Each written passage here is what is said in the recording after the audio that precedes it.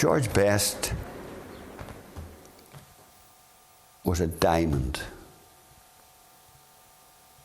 There was a little flaw there.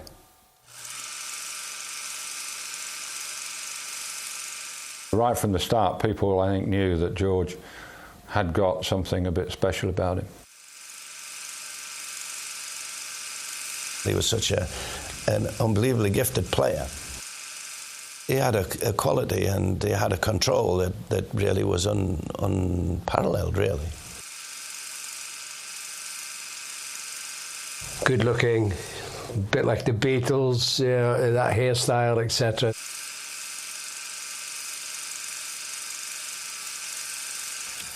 A thing of beauty, and we didn't get it all. And he didn't get it all either.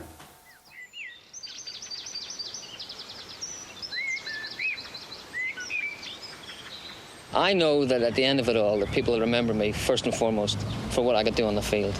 And remember, people still say to me, oh, I remember that day. And hopefully they'll always remember the football side of it and why the crowds came.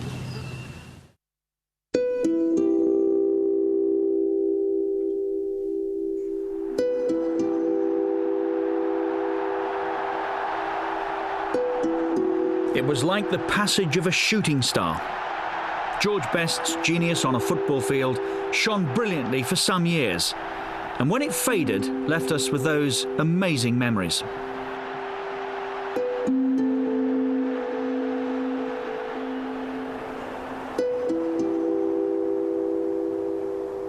George's story started in Belfast on the 22nd of May 1946. He was the son of Dick and Annie Best, who lived on the Craigie estate in the southeast of the city. Soon enough, it became obvious that George had a very special talent with a football. There were fears that he may have been too small to make it as a professional. But that didn't stop Bob Bishop, the Manchester United scout, who called Matt Busby to tell him he'd found a genius. Bob Bishop, the scout for Manchester United, virtually turned up on our doorstep one day and asked if I'd like to go to Manchester United, and it was as simple as that. I was playing football at the top of the street when it happened, so my parents called me down and explained to me. And, I mean, I was in the daze, obviously. I dashed out of the house, straight back up to the game that was going on at the top of the street, and just ran on and told all my friends I was going to play for Manchester United. That was it, you know, there was no trial period, no signing on, it was all done. It wasn't quite as simple as that for the 15-year-old boy from Belfast. He was offered a 2-week trial and travelled across the Irish Sea with another youngster, Eric McMordy, to board with Mrs. Fullaway in Manchester. But the two kids were overawed by the club and the city and ran back to Belfast at the earliest opportunity. George, though, came back and settled into life in Manchester, writing letters back home to Belfast about his adventures with Manchester United stars. Harry was like typical, you know, lunatic goalkeeper. You know, you daren't score against him, whether it was in practice or in you know, in a proper game. And Harry was no different. I had been at the top as a player, and I was playing in a five-a-side with small goals against a bunch of young kids, 15 years of age. And this kid came up and put the ball past me, and I didn't know what had happened. And I thought, you've slipped a bit. And he did it again. I didn't know at the time, but he's thinking, you know, this cheeky little kid, you know, I'll get him next time. Anyway, it happened 2 or 3 times. And he did it the 3rd time, and I said, son, you do that again, I'll break your neck. If I hadn't been Irish, I think he'd have probably buried me then and there. And he talked about it in later years. And it was, I mean, to me, it was a great compliment. George was joined at Mrs. Fullaway's by another future United star, David Sadler, who took these early shots of the youngster who was causing so much excitement at Old Trafford. It's one thing to say young boys are going to be good players. It's a total different thing to say that they're going to be superstars and world stars, that sort of thing. But, you know, right from the start, people, I think, knew that George had got something a bit special about him. As a 17-year-old, George broke into the Manchester United first team and scored 6 goals in his first season. But the most poignant memories go back to his debut against West Bromwich Albion in September 1963.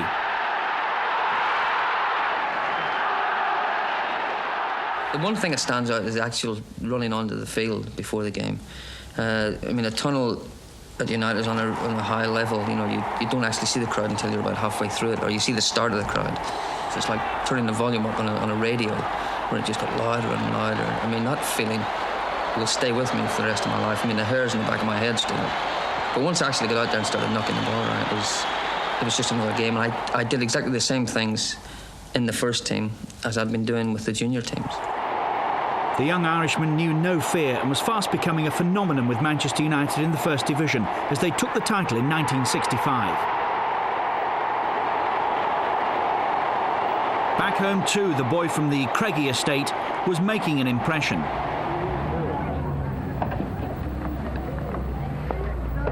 Plans were underway to bring him into the Northern Ireland team. It was Harry Gregg who tipped off the Ireland manager Bertie Peacock. I rang Bertie's bar and told Bertie about a youngster that was playing at United called George Best. And Bertie Peacock put it down in writing. He gave him his first cap against Wales because of the telephone call I'd made. He'd never seen him play. It was the first of George Best's 37 caps for Northern Ireland. The Manchester United star was fast becoming a hero back home.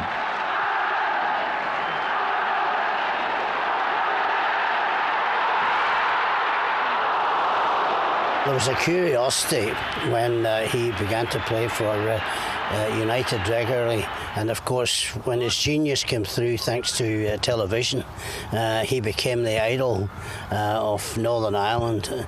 He could walk in water, and George Best is idolised still by many people in Northern Ireland. Whether George was playing for Manchester United or Northern Ireland, the goals and the admirers kept coming. George Best's star was rising along with the talented Manchester United team that Matt Busby had put together. There were established stars at Old Trafford like Denis Law and Bobby Charlton, but even they were impressed with the youngster from Belfast. He could control the ball, his left foot, his right foot, it was not a great problem to him. He could turn on a sixpence. He had an unbelievable vision. He could tell everything that was happening around. He knew exactly where people were. And that gave him all the time that he needed to actually express himself. In time, the combination of George Best, Denis Law and Bobby Charlton became one of the most potent partnerships English football has ever seen. The thing about football, playing in a team like we had, the beauty about it is that when you play with great players, the game is easy. I used to think sometimes, you know, if I was a Man United supporter, it must be great going down to Old Trafford just at this particular time. The fans had to go down because they were afraid that they might just miss that one game where George Best was absolutely sensational, or where Denis Law had sparks seemed to fly wherever he was going, and it was so exciting. And I scored a few goals as well from different distances, you know, and whenever anybody mentions Best, the Best Law Charl, you get a little buzz, you know. I think, you know, that was great. While his teammates were mostly married, George was a good-looking single man who was becoming a superstar. Thank you. In those days, he spent a lot of time with the Manchester City midfielder Mike Summerby. Most of the players at United were married, and most of the players at City were married, so really I'm a single lad in the 60s in Manchester, which was quite amazing, and especially for two people like George, who comes from Belfast and I came from Swindon. You can imagine the 60s in Manchester, it was phenomenal. Football was all he lived for. All this other stuff that was now coming his way, and all the adulation and the girls and things were more or less throwing themselves at him. Certainly in those early days, the other stuff was just happening, and it was almost happening to somebody else.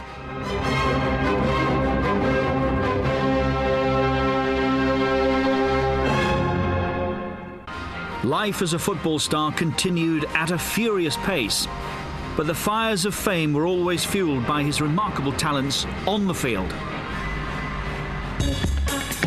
He had pace. Self-belief. He had the most fantastic ability to play football. George was completely and totally nerveless. He was going out onto a pitch in front of 100,000 people as if he was going out on the street to play in the streets of Belfast. He could evade the most vicious of tackles. He was so brave physically. We played Chelsea in a floodlit match at Old Trafford, and he was hit a couple of times, really hard, in the hit, and he still stood up, and he kidded the goalkeeper, who went to his right, and then he just walked round him and put the ball in the back of the net. So tough and brave. Beautiful player. He could score from all, whatever angle, right side, left side, centre. He was just a marvellous player. I always felt like an entertainer out there, and I knew I could get the crowd excited by doing little things like that and trying things differently. You know, if I was playing against a player in particular who was giving me a hard time, who was getting stuck in, you know, I would stand on the ball and ask him to come and get it off me, and the crowd went crazy, and I loved it. You know, it was great. To me, it was pure theatre. I did it on purpose because I knew it got the crowd excited.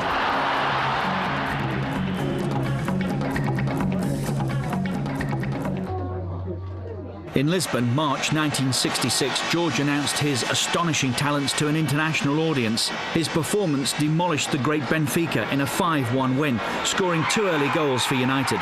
The Portuguese press were so amazed that they called him El Beetle.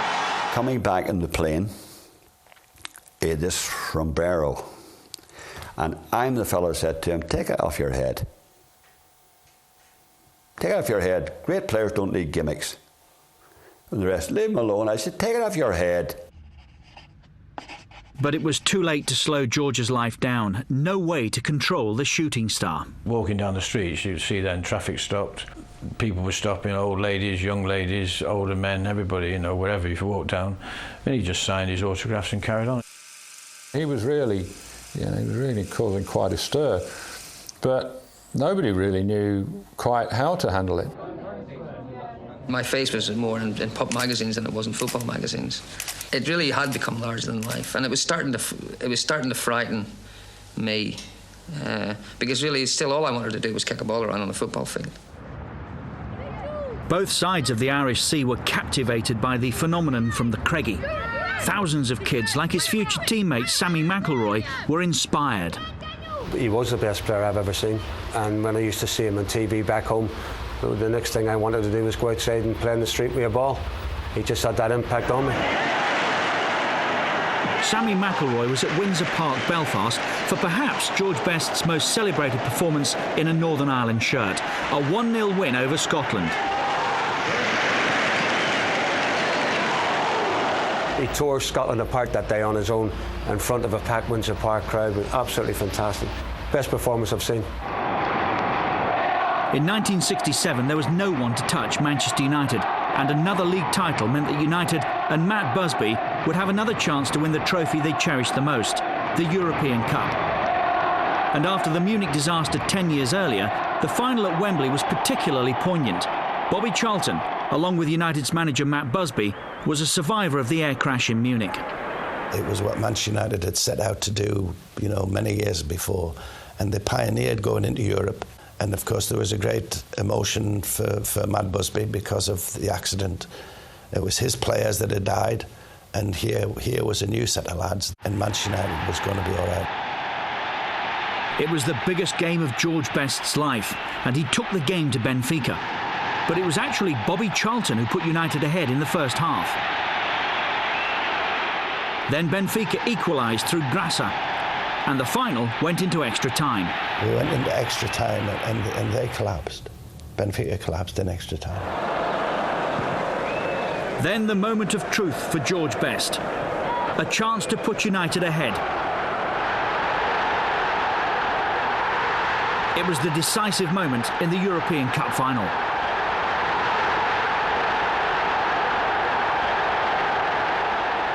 I still have dreams about that split second where everything almost stood still for a second, you know, and 100,000 people. I mean, they knew I was going to score, but in that split second between going past them and it going in the net, something might go wrong, and I was going to stop on the line and backheel it in, and I didn't. I stuck it away. I think it took the rest of the boys about 20 minutes to catch me after that. It was Manchester United's, Matt Busby's and George Best's finest hour. But what next?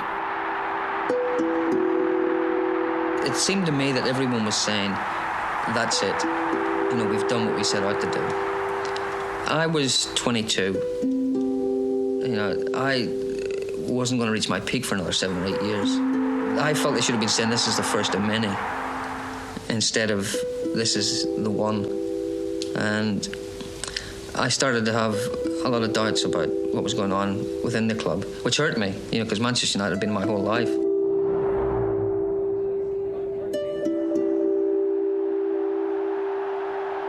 Life went on for George, though, which meant some extraordinary moments on the football field and an extraordinary life off the field too.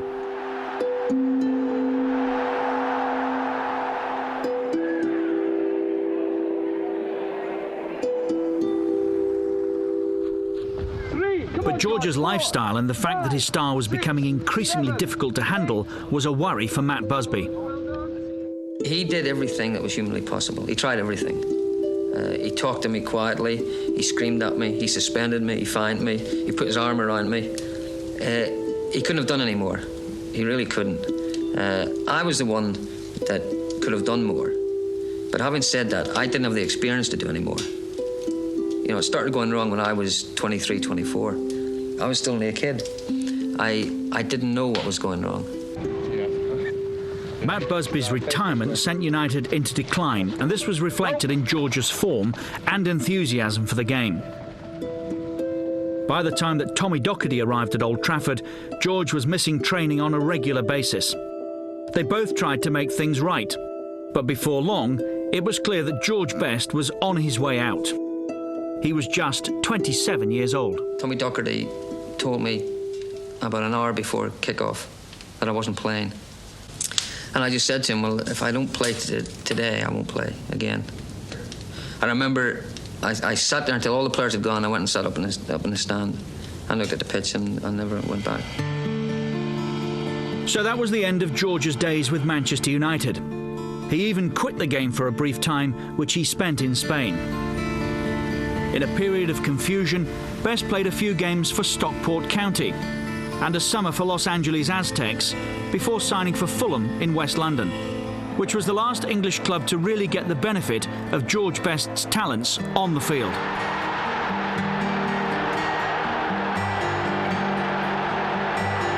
When he went to Fulham, he actually showed glimpses of what a great player he was. I remember him and Rodney Marsh, messing about during one game on Match of the Day, and he looked in good nick. He really got himself into shape again. And he looked as if that's the times that we were talking about as well, that he could maybe get back into the Ireland side. But it never happened. George was spending more and more time in the USA, where he met his first wife, Angie. He may have been a fading star by now, but George Best still held a fascination for football fans across the world. He was the star turn for Los Angeles Aztecs, San Jose Earthquakes and Fort Lauderdale Strikers. And the USA witnessed the last moments of George Best's footballing genius.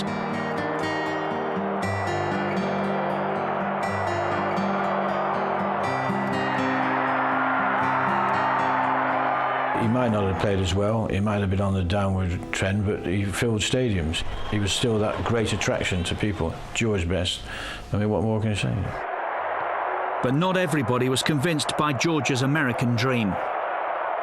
The George Best I remember, and will always want to remember, I'm lucky, was between the youngster I met on trial and the youngster I last played with in 1967. Forget all the rest. When he finally retired from football, George's life started to drift. And without the game he loved, alcohol tightened its grip.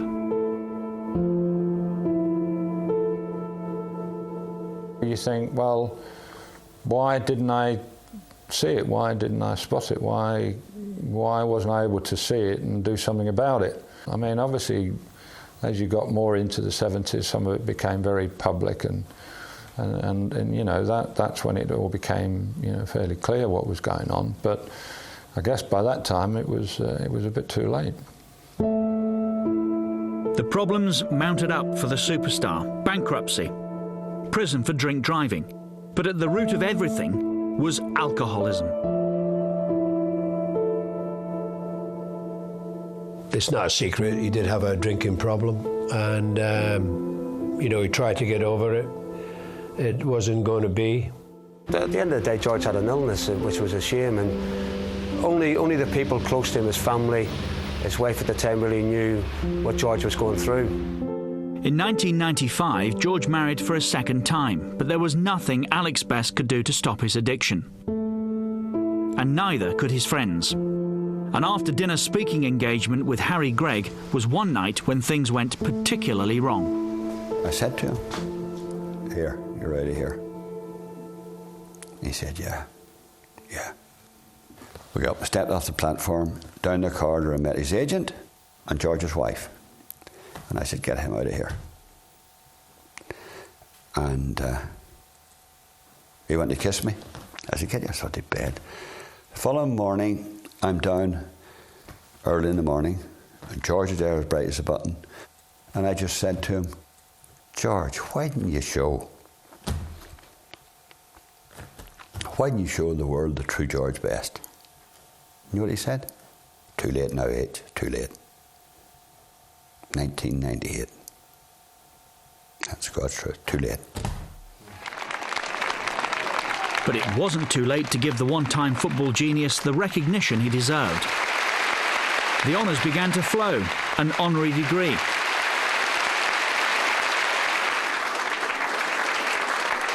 The freedom of Castlereagh Borough,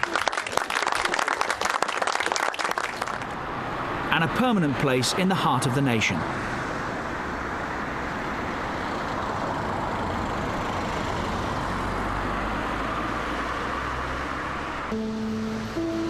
But in November 2005, the situation with George's liver took a turn for the worse, and he died in hospital at the age of 59.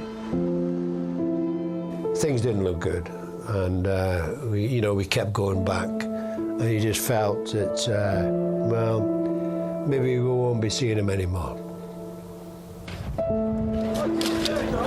1 o'clock today, my father has passed away. Not only have I lost my dad, but we've all lost a wonderful man.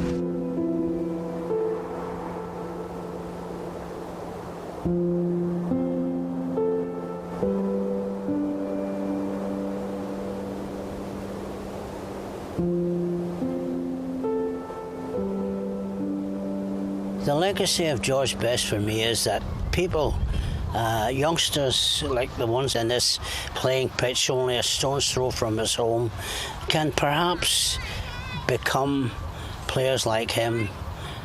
He is their idol, and someday I only hope that the legacy he left is that somebody else will follow him from this part of the world.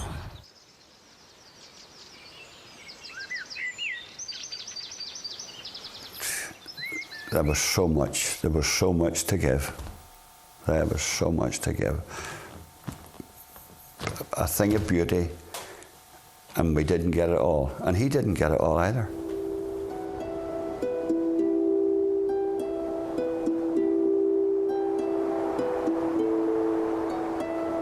I just feel sorry for these little kids at the minute who go and watch Manchester United and they see the stars that's there now.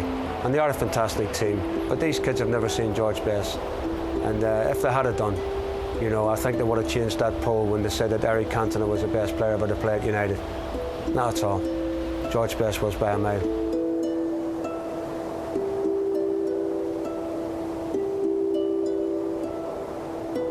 I actually think I was the greatest player of all time. I didn't just play long enough at the top. But circumstances dictated that, you know, and I can't change it. And I was lucky. I had 11 great years, and it's 11 more than a lot of people get.